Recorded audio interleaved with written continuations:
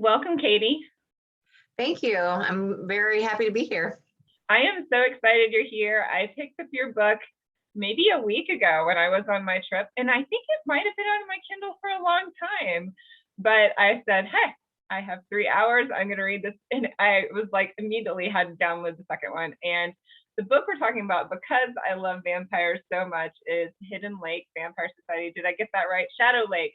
Shadow Lake, yep. Shadow Lake, yes. And so I did a little review on BookBub, and I think you liked my review. And I was like, hey, I'm going to contact this chick. Yeah, thank you so much for the review. We really appreciate reviews. They mean a lot to authors. You're welcome. So tell me, what genres do you write in, and all about your book. Yeah, so I write young adult and new adult speculative fiction. So anything werewolves, vampires, fae. I have a dystopian series. I actually started out writing dystopian and action adventure romance, and then have branched off from there because I love, I love reading all that. I love Harry Potter. I love Twilight. All the big hits. I'm reading ACOTAR, the Court of Thorns and Roses right now. So I love all that. And so I've wanted to be a writer since I was, probably in elementary, middle school for sure. And those were always the books that I enjoyed reading. So it makes sense that, those are the books that I'm really excited to write in. So just anything in the genre that becomes, interesting to people, I like to kind of dive into and create something that people can enjoy. So very cool. How do you get your ideas to start? They kind of come all over. The first book that I wrote and published, the idea came to me from a song. It's that Rihanna song, "Want You to Make Me Feel Like I'm the Only Girl in the World." And I heard that and I thought, she's really acting like this would be a good thing, but I think it would be terrible. It would be the worst if you're the only girl in the world. So that's where the idea came from for the Peters, which is basically that girls are dying off. There's very few females in the world, and the protagonist is a female that has to basically hide from a defunct government agency that's trying to create the human race again. So that's where it came from. Others, little ideas, or we just say, vampires. People love vampires. How can we do vampires in a way that's familiar, but still, can be different enough that will be interesting and exciting to people. So yeah, different ideas come different ways. That's basically. Yeah, that's definitely a different off take on the Rihanna song. Like, I don't know that I would have jumped there, but yeah, that's yeah, cool. I read a ton. I've always read a ton of dystopian, and so my brain just kind of works that way, I guess. Yeah, the first time I got introduced to dystopian was reading to my daughter Hunger Games, and then wow, what was the other series? The one with 4 in it. Yeah, I'm blanking, but oh yeah, the Percy, no, not Percy Jackson. Yeah. Anyway, there's a bunch of them out there. Yeah. Oh, Divergent is what you're Divergent, yes. Yeah, yep, Divergent. Which the movies went a little downhill, but we'll forgive them. Yes, we're yes. good. Yeah, those I always enjoy all those books. So what is one of your favorite characters from your book? So that Breeder series, that series means a ton to me because it was really my first series and I poured a lot of myself into that. So the main character there, her name is Riley, and she's just fierce in ways that I'm not. Says things that I probably would love to say but never would. As a really nice Midwestern person and mom and teacher, you don't just get to say whatever you want to say. So a lot of my characters are snarky and a little mouthy, and I think that's probably just the inner me wanting to those little nuggets that you wish you could say to people, but you just can't. I also really love. I have a series called the Supernatural Academy, and Freshman Witch is the first book, and that character Charlie, she's really great too, and she's got a good sense of humor, but she's got a great heart, and she's tough. She's been through a lot, but she really cares about her friends and doing the right thing. And so I really like her as well. Very fun. Yes, I definitely noticed that Piper in Shadow Lake is definitely spirited, I would say. Yes. Yeah, I love spunky women in books, and they will not, they'll do the right thing, but they're not going to take crap from people. So I always seem to end up with characters that act that way. And books I like to read, I think, have characters that are will stand up for themselves and things like that. So I caught on a little bit. You said you're a teacher. I am a teacher. I'm a part-time teacher.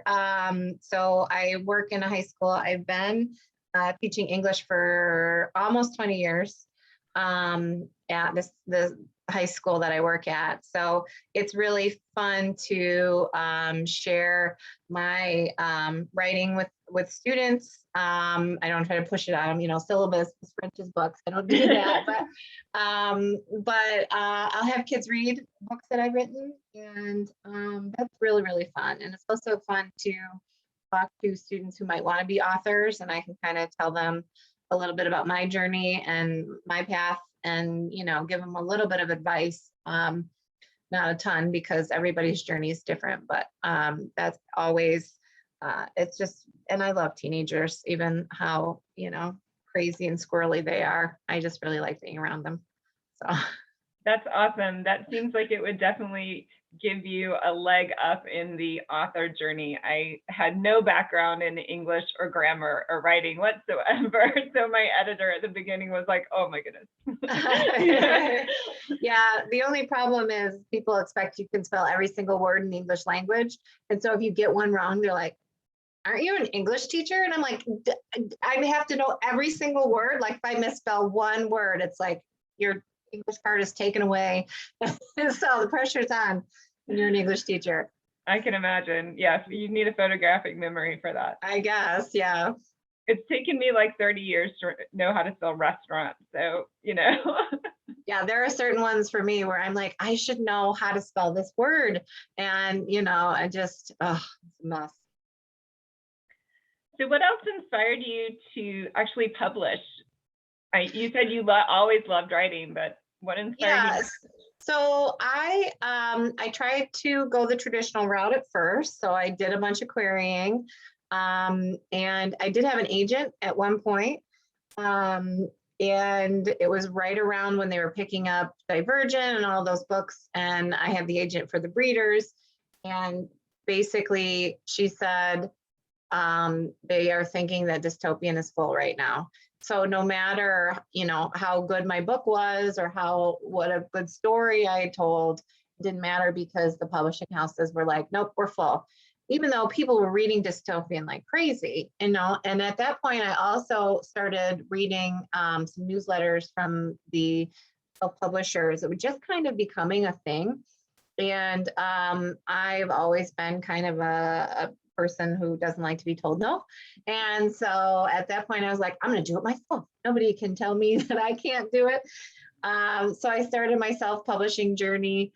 I want to say, I don't know, I started working on stuff, I believe it was around 2012. So, and it's been a very interesting journey. A lot of highs and lows, a huge learning curve. But yeah, I just wanted to get my work out there. I wanted people to be able to read it. I want to see my work in print. And I guess I just wasn't patient enough to wait around for a publisher or whatever the tides would bring in, what genre. I wanted to be able to just do it myself. So that's why I decided to self-publish. Very cool. Well, I, for one, am grateful because I love your vampire story. I'm on book 2 now, so don't give me any spoilers, but I'm worried about her mom. I have to tell you, I'm worried about her mom. I'm worried that she's dating one of the evil vampires. So don't tell me if she is, because it seems like everybody else in her life is going down. So I'm really concerned about her mom. Yes. Well, I'm so glad you're enjoying that series. That was a really fun series to write. Okay, so we talked about the Breeder series, which is the dystopian series. And tell me a little bit about, I'm holding up your books now, Monster Island. Yeah, so Monster Island is a standalone. It is a thriller, a young adult thriller. It's told in a series of, when I released it, I had basically episodes that would end on a hook, kind of like a TV series. And now they're all put together in one story. So yeah, Mystery Island, there's monsters, it's creepy. There's some, other elements that have kind of gone on. It is a standalone, so it isn't hooked up with any series, so it's not like it's a big seller, but I do still really like it. I just love I always loved the TV show Lost, and it's kind of stuff like that where there's just weird things going on, and I love the mystery elements in that. So that's Very Monster cool. Island. And The Night Road. So The Night Road is a spinoff of the Breeders series. So the Breeders series is 6 books and a set of short stories. And then the Night Road series, that is a spinoff of that. So if you get through the Breeders, that one, it comes after that. Okay, and I'm going to skip some because I want to ask you about your co-authors as well, because that right, was for sure. super fun. And you talked about Supernatural Academy, right? Which is Yes. begins with Freshman Witch. Yes. Mm-hmm. Is that a complete series as well? That is complete. Yep. There are 5 books. The senior year is divided into 2 books. So yeah, that series is complete. Yep. And that really has been our biggest bestseller.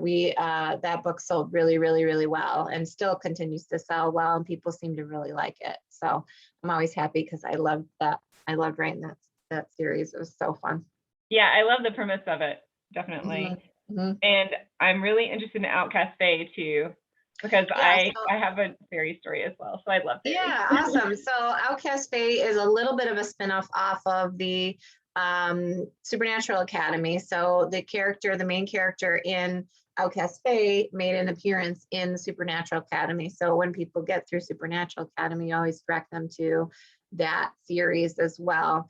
That one is a little bit more, so it's not set in an academy. It's actually set on an island, and a little bit more, there's some survivor-ish challenges and things like that. And a little bit of werewolf shifter romance, not to give too much away, but that makes it an appearance in there. So very cool. Yeah. And the last one that you have on your image here is Slayer Witch. Yeah, so Slayer Witch is a series that is urban fantasy, and again, snarky, kick butt female. She's a little bit more damaged than some of the other ones that I have written, but I love her all the same.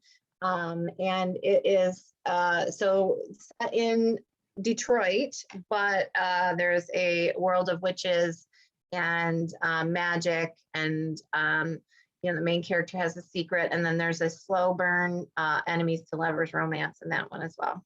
Ooh, very cool. Yeah, and then too. So Shadow Lake Vampire Society is you co-wrote that, correct? Yes.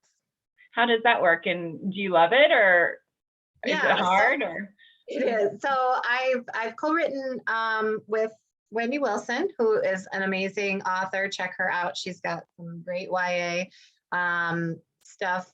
So that book was written with her. I also have co-written with Ingrid Seymour, the Supernatural Academy and Outcast Fae and the Dragon's Creed series are all with her. So I've done more with Ingrid than I have with Wendy, but both experiences were wonderful. I found that I really did well working with a partner. I think working alone can be challenging because you don't get any automatic feedback. You're sitting alone with a novel for a very long period of time. You're waiting until it's done a lot of times to talk to an editor. And I would find I'd get real stuck in the middle and not know if it was any good. And a lot of that self-doubt and negative talk would kind of crop in there. So when I worked with a co-author, we would swap chapters back and forth. And I know other people do it different ways, but that was how we did it, and you get that automatic feedback, somebody saying, yes, that's great, or, oh, can we do this, or, and it almost felt like those games you'd play where you would write little stories to each other, or you'd pass the paper around. That was an English teacher trick. Write one line and then pass it to your neighbor and they'll write a line, and it felt really, really almost like a game, like I was playing. And I think some really great stuff came out of that.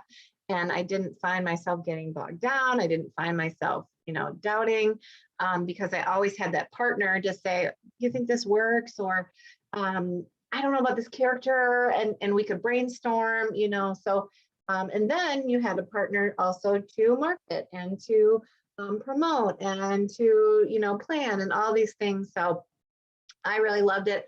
I know it can backfire, and it is a risk because, if you're, it's almost like a marriage, you're trusting that person, you're trying to work things out. If there's issues, you're sharing money, so it can be a challenge, but both experiences have been absolutely wonderful. So I'm so grateful, and I love both those ladies very much. We're still in contact all the time. So that sounds really cool. Yeah, it definitely sounds like you could have more creative juices flowing there, because I get the same way. Like I get stuck and I'm like, I don't know where to go with this. I don't know if it's good. And fortunately, the woman who used to be my editor now lives like a mile away from me. So we go walking all the time and we get to talk like characters, and we trade back and forth. And so that keeps me going. Or if I'll talk to another author, or I'll talk to, somebody who's read a lot of my books that I trust, that would say, hey, no, that's stupid. Or, Yeah, it helps so much just to have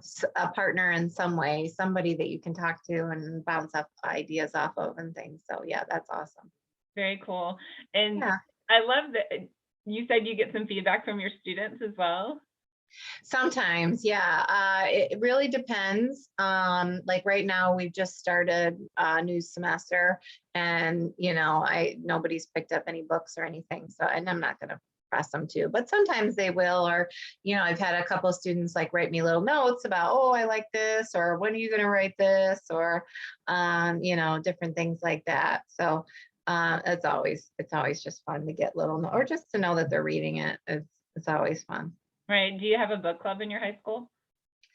I think we have like a poetry club, and I think we have like an author club.